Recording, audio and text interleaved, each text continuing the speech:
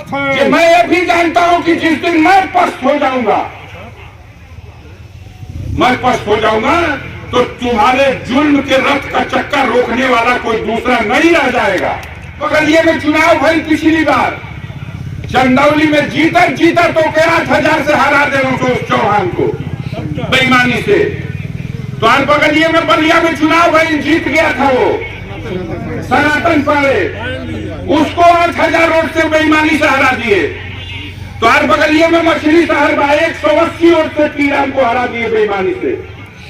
तो हारे ही जिला में हरावे खातिर कौनो चौकड़ी बाकी ना रहे हो लगे तो, लेकिन जब जनता का नौहरा लगल तो सारा योजना फेल हो गई। सबसे बड़ा कर्जदार है, संपूर्ण धरती का सबसे बड़ा कर्जदार, उसका नाम अडानी है।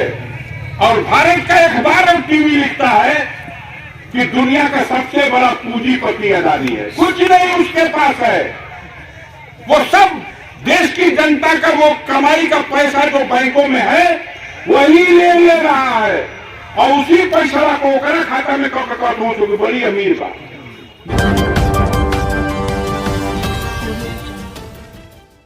सड़क लोकार्पण के मौके पर गाजीपुर के सांसद अफजाल अंसारी व जंगीपुर के विधायक डॉक्टर वीरेंद्र यादव ने प्रधानमंत्री ग्रामीण सड़क योजना का लोकार्पण किया। इस मौके पर सांसद अफजाल अंसारी ने नारियल फोड़कर फीता काटकर लोकार्पण किया। सभा को संबोधित करते हुए उन्होंने बताया, जनपद के 7 विधानसभा के अंतर्गत कुल 250 किलोमीटर की सड़क प्रधानमंत्री ग्रामीण सड़क योजना के तहत बनाने का कार्य किया जा रहा है, जिसमें आज 100 किलोमीटर तक की सड़कों का लोकार्पण हुआ। शेष सड़कों के लिए टेंडर डाला जा चुका है, जल्द कार्य पूरा होगा। उन्होंने कहा, देश में महंगाई भ्रष्टाचार चरम सीमा पर है। गैस सिलेंडर, पेट्रोल डीजल की कीमत कई गुना बढ़ गई है। बिजली की बढ़ती कीमत से लोग परेशान हैं। गरीबों को फ्री में बिजली देने के नाम पर मीटर लगाकर बिल भेजा जा रहा है। हर साल 2 करोड़ लोगों को रोजगार देने का वादा सरकार ने किया था। बेरोजगारी चरम सीमा पर है। वर्तमान सरकार ने एयर इंडिया टाटा को बेच दिया,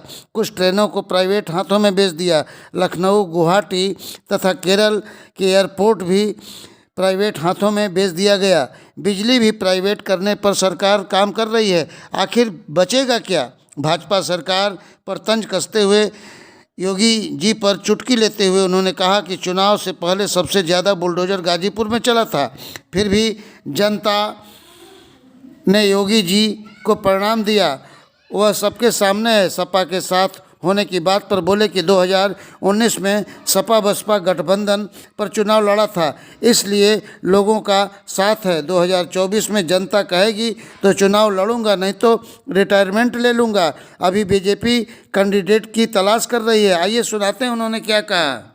कि मैं ये भी जानता हूं कि जिस दिन मैं पस्त हो जाऊंगा तो तुम्हारे जुल्म के रथ का चक्कर रोकने वाला कोई दूसरा नहीं रह जाएगा। आप सब जानते हैं। तो आज बगलिए में चुनाव भई पिछली बार, चंदौली में जीता तो 8,000 से हरा दे चौहान को बेईमानी से। तो आज बगलिए में बलिया में चुनाव भई, जीत गया था वो सनातन पाड़े, उसको 8,000 वोट से बेईमानी से हरा दिए। तो आज बगलिए में मछली शहर 180 वोट से कीराम को हरा दिए बेईमानी से।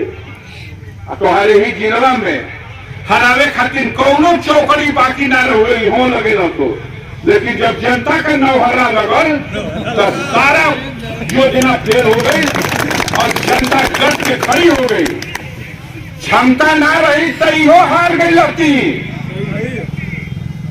गरीब वोट दे सकता है, लेकिन अगर रक्षा करने की ताकत तुम्हारे अंदर नहीं है तो क्या करेगा गरीब? आज आधा आदमी गौवन में ये भैया का देने का खो दे लो तो उठवा नहीं खींचा दे पूरक के घने का हो जाए। बेईमान है, लेकिन बेईमान से लड़े बगैर पार नहीं पाओगे। ये देश को गुलाम बना देंगे।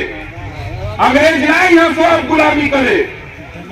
अब यही देशवा में है जो दोगला अंग्रेज भइल बासो, जो अडानी के नाम से है, अंबानी के नाम से है, ये पूरे देश को खरीद रहे हैं।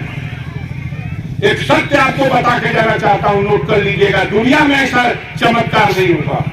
जो धरती का सबसे बड़ा कर्जदार है, संपूर्ण धरती का सबसे बड़ा कर्जदार, उसका नाम अडानी है।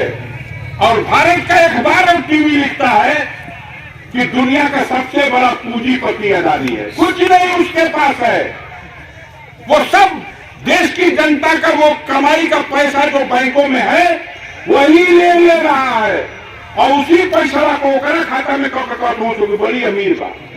मेरा ये प्रश्न है, गूगल पे लिख के देख लो, दुनिया का सबसे ज्यादा कर्ज लेने वाला व्यक्ति कौन है? तो अडानी। और दुनिया का सबसे अमीर कौन है? तो अडानी। अरे जब जनता का कुल रुपया अपने नाम लिखा लो तो अमीर हो गया, और वो रुपया निकाल दो तो सुनना, और आज वही आदमी देश का मालिक बना। आज पूरे देश में इस बात को लेकर गंभीर चिंता है।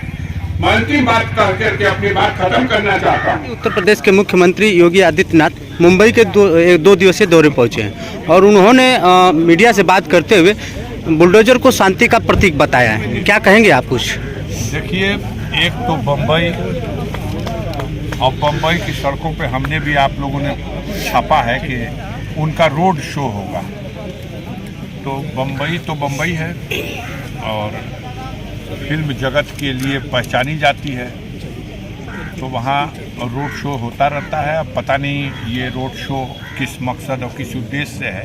जो समाचार आप लोगों ने लिखा है उसमें लिखा है कि वहाँ के उद्यमियों को निमंत्रण देंगे कि वो लोग उत्तर प्रदेश में कुछ निवेश करें। लगातार कहा जा रहा है, हमारे देश के मालिक कहते हैं, प्रदेश के मालिक कहते हैं कि दुनिया आकर्षित हो रही है भारत की तरफ। अब पता नहीं कहाँ से हमको ये समझ में नहीं आता कि धरातल पे सच्चाई क्या है। फोर्ड एक कंपनी थी, वो हिंदुस्तान से बुढ़िया बिस्तर लपेट के भागी।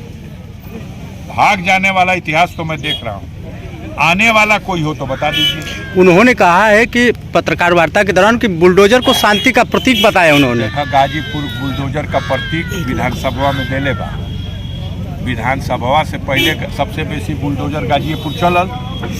अब विधानसभा में गाजीपुर का जनता बुलडोजर प्रतीक मान के अब जोगी जी का पेट भर देगा। आज लोकसभा जना बता तो अगलो बगल में चाहे चंदौली, चाहे सोनभद्र, चाहे भदोही, चाहे मछली शहर, और जो बच गई थी सीट बलिया, सलेमपुर, अब यो सीट बचालन तो बहुत बड़ी बात है। सांसद जी, आप बसपा से सांसद हैं। हाँ। लेकिन जनपद में किसी भी कार्यक्रम में जब आप शिरकत करने पहुंचते हैं तो वहां पर अधिकतर समाजवादी पार्टी के विधायक और कार्यकर्ता मौजूद दिखाई देते। क्या 2024 में आप तख्ता पलट करेंगे पार्टी? आपको दर्द हो रही है, नहीं होनी चाहिए।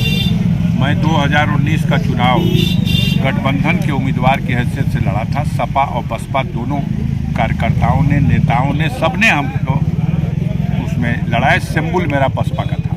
मैं आज भी बसपा के साथ हूँ।